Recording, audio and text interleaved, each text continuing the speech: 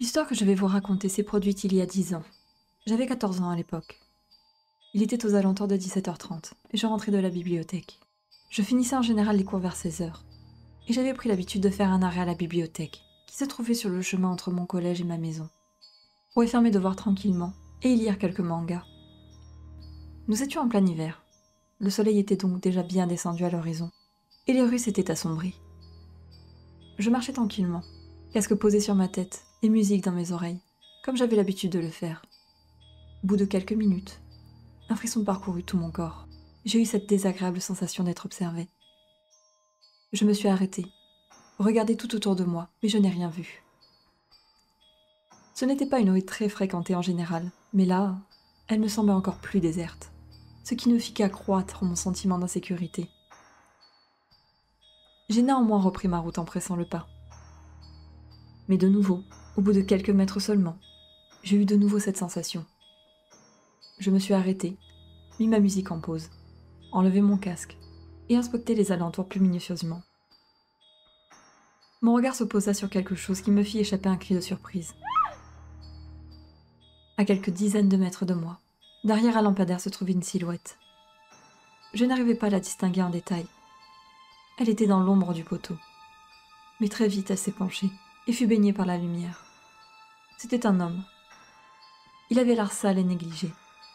Ses vêtements étaient déchirés par endroits. Je me suis dit qu'il devait être sans abri. Mais, en posant mes yeux sur son visage, mon sang se gela dans mes veines. Un cri de terreur remonta le long de ma gorge, sans parvenir à sortir de ma bouche. Un sourire perturbant étirait anormalement ses traits, et d'un regard encore plus dérangeant que son sourire, il me fixait fortement.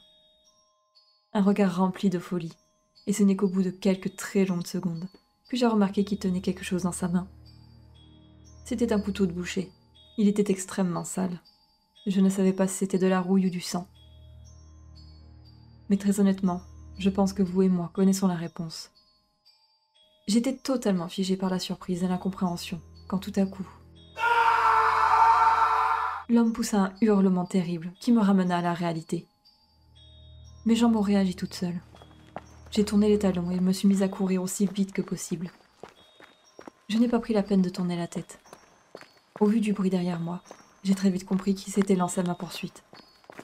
Je l'entendais de plus en plus fort et proche de moi, jusqu'à ce que je tourne brusquement dans une rue au dernier moment. L'homme a juste eu le temps d'attraper une mèche de mes cheveux. L'adrénaline me fit très vite oublier la douleur que j'ai ressentie lorsqu'il a arraché cette mèche. Il fut surpris par mon changement de direction, ce qui m'a permis de mettre beaucoup de distance avec lui et rentrer chez moi. J'ai expliqué en pleurs à ma mère ce qui s'était passé. Elle était totalement choquée et a immédiatement appelé la police. Ils n'ont pas tardé à arriver chez moi pour prendre ma déposition. Malgré le choc, j'ai réussi à décrire l'homme avec autant de précision possible.